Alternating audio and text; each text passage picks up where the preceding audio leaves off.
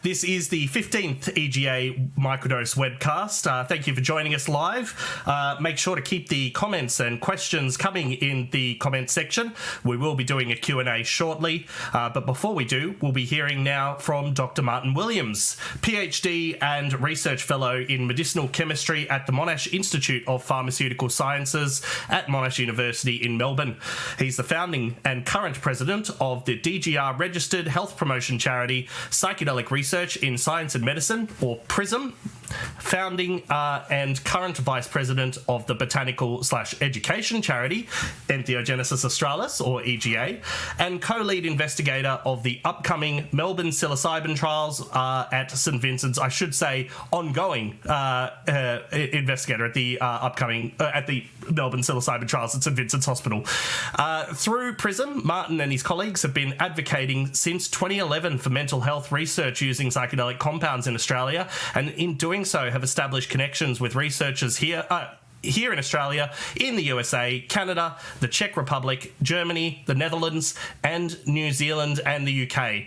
In the course of planning and seeking approvals for 2 clinical trials, one on MDMA-assisted psychotherapy for the treatment of PTSD, and the other for psilocybin-assisted psychotherapy for the treatment of anxiety and depression associated with terminal illness, Martin has become very familiar with the Australian regulatory and research governance landscape.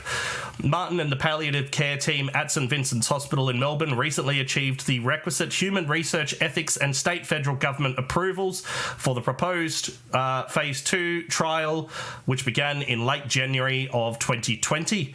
He's currently working with another interdisciplinary research group on plans for a clinical trial of psilocybin-assisted psychotherapy for treatment-resistant depression. Sorry, I've still got a bit of nasaliness from the plague, so a couple of those words are hicking me up a little bit. Martin Williams, welcome. I think it's probably time for a CV update, so I'll send them through to you very soon. As you can see, apart from the Paul Clay-inspired graphics, which apparently are Microsoft PowerPoint's latest psychedelic sort of themed slide, I hope you'll accept that I'm going to sit with that for the talk. I'm just going to speak to this through my own notes, and but obviously today's talk this evening I'll be giving a brief rundown of possible medical applications of psilocybin-assisted therapy, and I'll be giving an update on the current very encouraging directions in local research here in Australia. So just a historical perspective on research that has really morphed into the contemporary research, all of which is showing really positive results. Research into psilocybin-assisted therapy for the treatment of depression, anxiety, end-of-life distress, and then some other sort of broad-ranging but in some ways quite related disorders such as substance use disorder, obsessive-compulsive disorder, anorexia nervosa and other eating disorders, and also possibly depression associated with early-stage dementia, all appear sort of amenable to treatment and quite effective treatment by psilocybin-assisted psychotherapy. And I have to stress that it's the psychotherapy aspect of the psilocybin treatment which appears very crucial to the effectiveness of the treatment overall. The first question is why are we using psilocybin as the drug of choice, the psychedelic of choice for psychedelic-assisted therapy treatments? You can refer back to my talk at Garden States, EGA Garden States in December of last year, 2021. But essentially, psilocybin represents a lot of advantages in terms of coming from natural sources, of course. It has a long and safe history of human use, hence low toxicity and quite high potency. And so the effects of psilocybin, as many people would appreciate, really has a lot of potential for treatment of mental health conditions, primarily because it really gets to the heart of so many of our mental health conditions through some mechanisms that I'll sort of explain in a couple of minutes' time. Other advantages of psilocybin are that it has a moderate duration of action, so it appears to be quite useful in the psychotherapeutic context. By that I mean that it can be effective for usually between 3 and 5 hours, during which people are very amenable to the benefits of psychotherapy. There's a clarity of experience, which is to say that people can recall the experience in most cases that they went through during their therapy. There are other drugs, of course, which could be effective in some ways, but unfortunately they often cloud the memory of the experience, and so they reduce the therapeutic potential. And the other thing, of course, about psilocybin is that it has no residual physical or physiological effects. So after the effects of the drug have worn off, then the participant, the patient, anybody who takes psilocybin will have a clarity of thought and a recollection of the experience without a significant hangover of any particular kind. One relevant question which comes up from time to time, and I'm always happy to discuss this with people, about the merits of biologically sourced psilocybin versus synthetic psilocybin. This is always an interesting topic of discussion, but for now, synthetic psilocybin is exclusively used in research. But I'm happy to say that developments are underway to extract and purify psilocybin from mushrooms that still meet the quality control standards that are required by clinical research and clinical application. There's quite a lot of work going also into development of psilocybin production through other biosynthetic techniques. So there's a lot going on, and there's a lot of interest in this field. So for the time being, I have to say that synthetic psilocybin seems to achieve the results in psychotherapy that we would hope in terms of the treatment of the mental health conditions that I mentioned earlier. But of course, there is definitely scope to explore the potential benefits of biologically produced psilocybin as well. And sooner or later, I guess we'll be in a position to compare the outcomes of synthetic versus biologically produced psilocybin.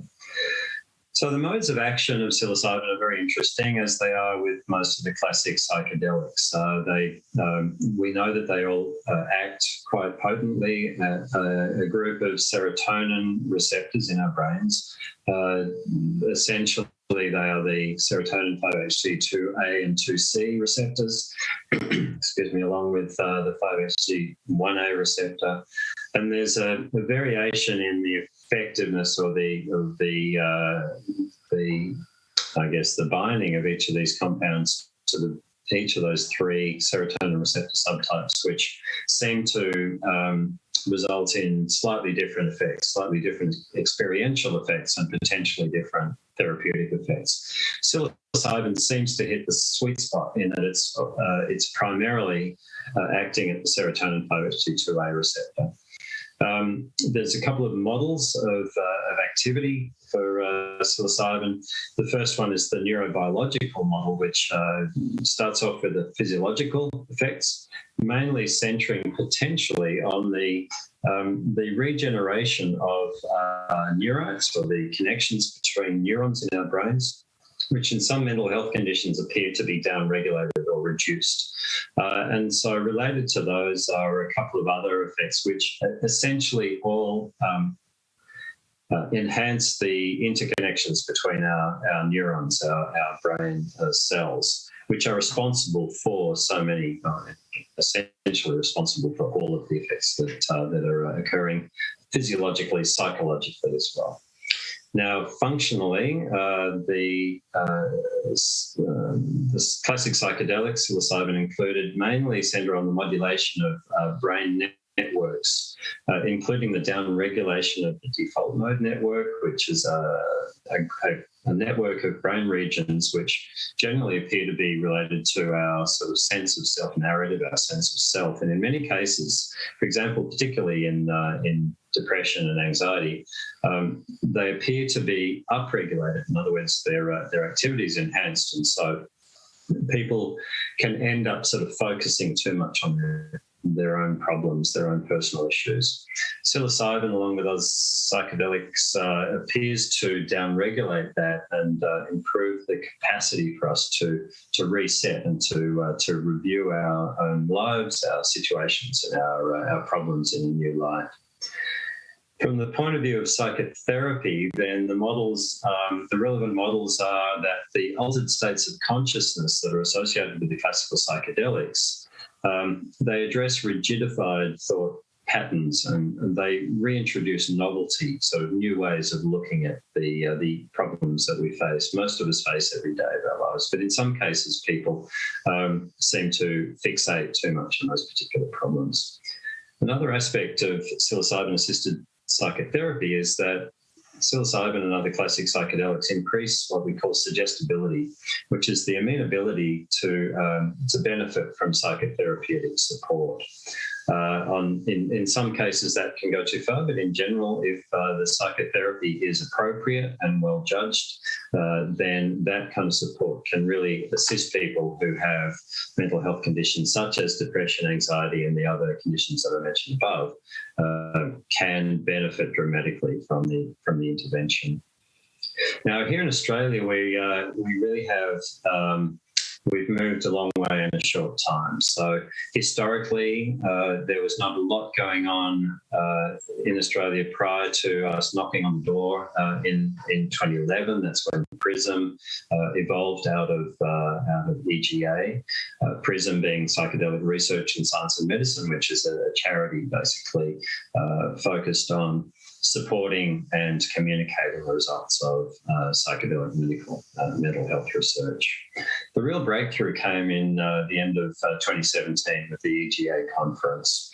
And there was a rapid shift occurring in Australia that occurred very close to the major shift in global awareness, primarily through immediate attention and communication of early research results. In Australia, we caught on fairly quickly, and I'm happy to say that I think we had a fairly significant part to play in that through communicating the global research results as well as the potential for psychedelics. And so really the first major step in that direction was the St Vincent's palliative care trial for anxiety and depression associated with terminal illness, which was planned through the course of 2018 to 19 and commenced in 2020. 2020 and 21 saw major progress, including the announcement of an Australian government funding round through the Medical Research Future Fund. And that really was a huge step forward because it was one of the very first indications of public sector support globally, in fact, for psychedelic medical research. So we're very happy to see that happening in Australia.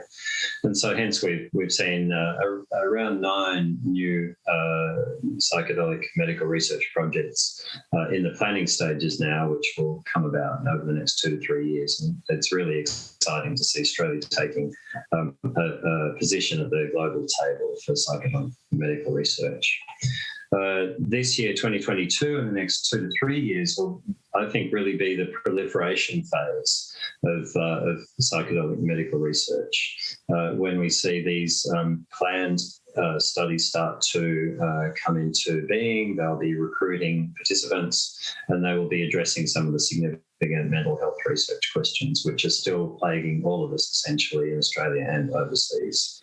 And from 2023 onwards, I think we'll see the consolidation phase. So that research will continue, it'll come to conclusion, and we'll be able to communicate the results of research alongside the major psychedelic research groups around the world.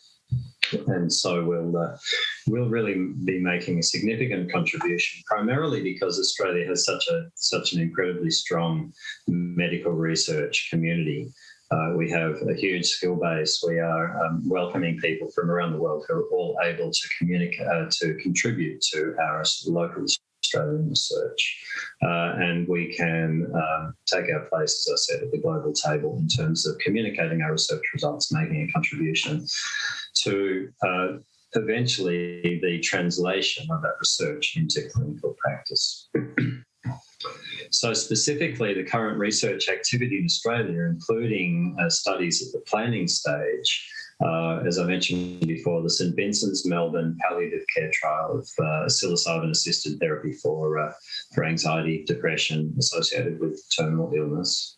There's a study that I'm quite closely associated with now, which is at Monash University, and that is in a healthy population, but it's a neuroimaging study to look at the effects of a moderate dose of psilocybin in healthy participants in association with some extra sort of, lifestyle interventions, which potentially could have an impact on people's mental health in a positive, preventative sense, I guess. We're looking at preventative mental health rather than curative mental health. And I think this is a very interesting dimension or a direction that we should be adopting. There's a research study just about to commence at Swinburne University studying psilocybin-assisted therapy for treatment-resistant depression. That's a proof of concept study. And then, of course, there's a St Vincent's Hospital Sydney study that's about to start for treatment of methamphetamine use disorder. So there is this sort of extra sort of crossover of psilocybin-assisted therapy into the treatment of other mental health conditions, which do seem to involve rather rigid sort of forms of thinking, and substance use disorder, including methamphetamine use disorder, do fall into that. So federally funded studies which are about to sort of fire up over the next 2 to 3 years include a new study at Monash University for treatment-resistant depression. An interesting study at Austin Hospital in Melbourne for functional neurological disorder, which is more of a disorder associated with the potential sort of psychosomatic effects of that manifest in paralysis or other sort of physiological outcomes. There's an interesting preclinical trial at Monash of psilocybin for anorexia nervosa in a rodent model, as it happens, an animal model. All of these studies are happening in the public research sector, but we're also aware of significant developments in privately funded research in Australia, which nonetheless I think is likely to take place through collaboration with public institutions. So nonetheless, we're seeing a public dimension to all of this research in Australia. A couple of examples of that are the Monash University study of psilocybin-assisted therapy for generalised anxiety disorder. And there's a possible microdosing study of psilocybin coming up at another university in Australia very soon. So the major considerations, as I see them moving forward, are how does Australia contribute best to the global research effort? Most people would be aware there's a hell of a lot of research underway now, and there's a lot more to come. It's very exciting. There's never been a more exciting time, I think, in psychedelic research. But of course, we do need to take care of how this research enterprise moves forward. But look, we have incredible Australian research skills, and the question is, how do we utilise them most effectively, most cost effectively? And so the public sector funding is very important, but I think there is lots of scope for a collaboration between the public and the private sectors. Ultimately, we're looking for novel approaches to the treatment of mental health conditions because many people, if not most people, agree that there's been a long period of a lack of development of effective treatments for psychological conditions. And so novelty really is the major underpinning sort of factor here. We have plenty of scope in Australia because we are so well across so many mental health conditions. But of course, we're all waiting for these new treatments to become apparent, and psychedelic-assisted therapies really seem to show a lot of promise in this regard. However, of course, there are some concerns which I have and a lot of other people share There's a concern about over-enthusiasm, even evangelism of the merits of psychedelic-assisted therapies for mental health conditions. And there's a potential that many people may ultimately be disappointed by a lack of efficacy if these treatments are not appropriately applied and translated into clinical practice. There's a full range at this stage, unfortunately, of unsubstantiated claims for the treatment of mental health conditions, and we need to be very careful, as I said, about this over-enthusiasm. A lot of people have concerns and reservations about perhaps the over-medicalisation, in other words, the incorporation of psychedelic therapies into the contemporary Western medical model. And that's a very valid concern. I think we really need to engage in that conversation, personally, privately, and publicly, to ensure that we can achieve the best outcomes, and finding the right balance between appropriate medicalisation, but of course appropriate respect for the merits, for the great benefits of psychedelics, potentially in the non-clinical sense as well. Stepping beyond that, of course, we have concerns about over-corporatisation, and that slips into questions of intellectual property, patent law, and so on and so forth. And we don't have time to get into that right now, but of course, many people would be aware of the implications of that. Personally, and through PRISM, our organisation, we're very much committed to open science and the sharing of research results for the broad benefit of humankind. On the other hand, of course, we have the potential for over-regulation if government takes a too heavy a hand in all of this. But on the other hand, of course, we have the concern about under-regulation, which has implications, as we're seeing in poor practice, in poor clinical practice in various parts of the world, particularly at the moment in the research sector. But that could extend to issues following translation from research into clinical practice. So lots of questions to answer, lots of aspects to consider. But I would suggest to you that there's a lot of promise, and I think it's great that Australia is really on board at the moment, and I encourage you to support in any way you can. So just very briefly, I'd like to acknowledge all of the people who have been involved in this process today. So all of the researchers and clinicians who have gone before us for over 50, 60 years now. So we have a long history prior to where we are now. And of course, we owe a great debt of gratitude to all of those people who have put their hard work into it in the past. In the more immediate sort of sense, of course, I'd like to acknowledge the colleagues at EGA, Entheogenesis Australis, and PRISM, Psychedelic Research and Science for Medicine. We have a great team, and I think we've made tremendous progress in the last 10, 15, even 20 years. And we have a fantastic future ahead of us. I'd like to acknowledge the core researchers in the initial Australian studies, particularly the St Vincent's Hospital Melbourne team, who really have pioneered this area and really staked Australia's place in the global research sort of fields. But of course, I'd like to acknowledge the emerging contributors to Australian psychedelic research. This is a rapidly expanding community. I'd like to encourage everybody who's listening to support. I'd like to encourage anybody who's involved in research just to go right ahead and really bring this about in Australia. The funding partners, especially the philanthropic funders of local research, as well as the government research support sort of networks, are really making a huge difference to our potential in Australia. Global collaborators, of course, are very, very important, and we have an expanding network of those. And of course, finally, anybody who has an interest in this field and who supports us in any way, from financial contributions to broadening awareness of psychedelic medicine and psychedelic culture. So thank you all for your involvement, for your interest, and for being with us this evening. Cheers.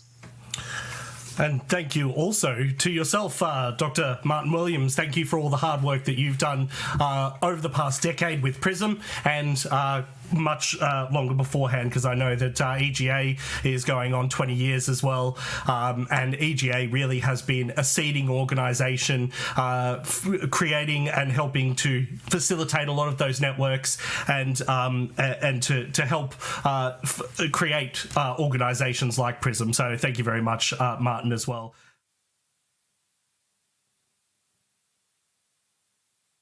And we are going to take some of your questions now. Our first question, is it unsafe to try microdosing while on antidepressants, particularly tetracyclic antidepressants? I'll take that one. I think microdosing is still a new, relatively new sort of field, and I think we have a long way to go before we really understand the ins and outs of that.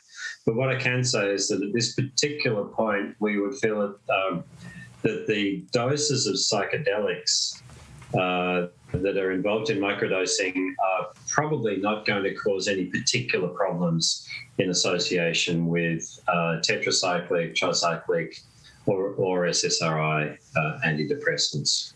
So at this stage, I would counsel people to get solid medical advice, because I'm not a medical practitioner, but nonetheless, I think it's important to state that microdosing is still a relatively untested area of psychedelic research. We don't really have a full understanding, but the doses involved are most unlikely to interact or interfere with antidepressants overall. And our next question, and do keep those questions coming in the comments section about anything that has been discussed tonight, and we'll endeavour to answer that for you. Can you explain what is happening when even a dose of 6 grams of dried mushrooms does not produce a psychedelic experience? And before either of you get to it, I'll just say there's a couple of things that I can think of off the top of my head, and that's inactive or low active mushrooms. So if they're dried mushrooms, if they've been stored poorly, psilocybin can break down very easily, so it's possible that they have been stored poorly and the psilocybin amount is just very lacking in that sample. And I know that there are also some contraindications, but Martin or Caine? I can probably throw a point in there maybe before Caine hops in as well. Certainly, Nick, you mentioned the most obvious potential sort of reason or factor in that poor storage or essentially degradation of psilocybin in the biological material has resulted in a lack of effect. But there's a couple of physiological responses or lack of that might be implicated. One that comes to mind is that because psilocybin from mushroom source is dephosphorylated to form psilocin, which is actually the active compound which can cross the barrier between the bloodstream and our brains. That dephosphorylation step may be somehow diminished in certain people due to certain medical conditions, through certain drug interactions, through possibly alcohol use or over alcohol use. There's a number of things which might come into play. And so essentially our bodies are not working quite the way that we would normally expect them to do in terms of metabolizing and incorporating psilocybin and hence having a psychoactive or psychotropic effect.